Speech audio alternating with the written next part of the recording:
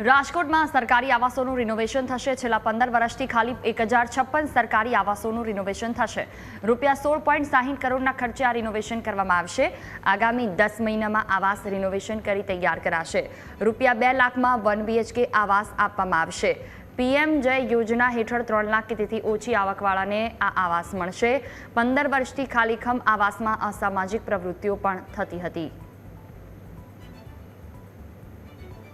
તો રાજકોટમાં PM જય યોજના હેઠળ 3 લાખ કે તેથી ઓછી આવકવાળાને આવાસ આપવામાં આવશે।